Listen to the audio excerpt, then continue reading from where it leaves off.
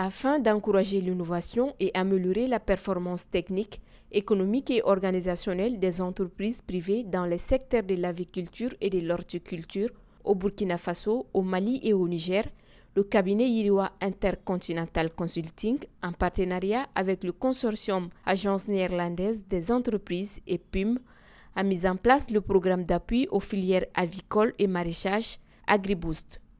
C'est dans ce cadre qu'une rencontre d'échange et de réseautage a été organisée à Bamako le jeudi 10 octobre.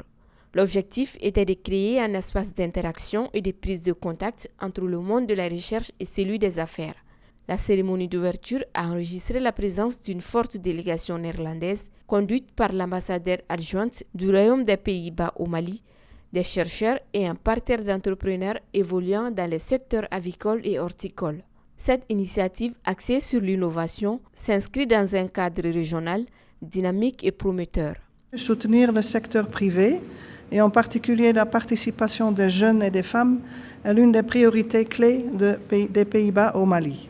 En outre, les Pays-Bas se sont engagés à promouvoir des solutions qui contribuent à l'adaptation au changement climatique et à la mitigation de ses effets. Quant à l'atelier que nous réunissons ce matin, il traitera, entre autres, des recherches et innovations scientifiques et technologiques pour transformer les secteurs avicoles et horticoles et de l'appui institutionnel pour accélérer l'innovation agricole.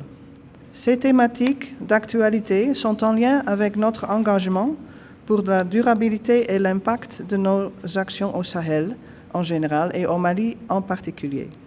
Il s'agit de faire de l'innovation un moteur de compétitivité et de résilience dans les secteurs avicoles et horticoles. Une démarche en parfaite harmonie avec la vision du ministère en charge de la recherche scientifique. Cette initiative axée sur l'innovation et le développement des entreprises dans les secteurs avicoles et horticoles est essentielle pour stimuler la croissance économique au Sahel. Je tiens à souligner que cette démarche est parfaitement alignée avec la vision du gouvernement malien et plus particulièrement celle du ministère de l'Enseignement supérieur et de la Recherche scientifique. Aujourd'hui, nous nous réunissons dans un contexte où les défis économiques et environnementaux exigent des solutions innovantes. La recherche scientifique joue un rôle central, non seulement en rejoignant des connaissances nouvelles, mais surtout en facilitant leur application au profit de nos entreprises. Au Mali, nous avons pour ambition de faire de la recherche un levier stratégique de développement.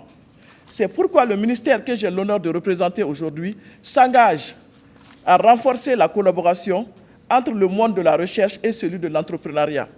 Nous croyons fermement que l'innovation ne peut véritablement prospérer que si les découvertes scientifiques sont intégrées dans le tissu économique, notamment dans des secteurs clés comme l'horticulture et l'aviculture. La cérémonie d'ouverture a laissé place au panel de discussion.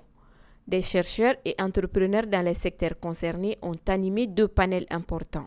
Le premier sur la recherche et innovation scientifique et technologique pour transformer les secteurs avicoles et horticoles, et le second sur l'appui institutionnel pour accélérer l'innovation agricole. Les exposés ont ouvert des débats sur les points cruciaux pour les secteurs. Il faut noter que le programme AgriBoost vise aussi à faciliter la création de perspectives économiques. Cette rencontre vise à mettre en exergue tout ce qui est possible en termes de bonnes pratiques sur l'innovation agricole. L'impact économique est énorme parce que, comme vous savez, c'est des secteurs dans lesquels il y a beaucoup d'activités, il y a beaucoup de valeur ajoutée, c'est des champs de valeur agricole où surtout on a beaucoup de femmes et de jeunes qui interviennent. Donc rien que pour l'entrepreneuriat féminin et l'emploi des jeunes, c'est un impact. Le deuxième impact, c'est surtout la durabilité en termes de changement climatique et également en termes de durabilité économique des activités.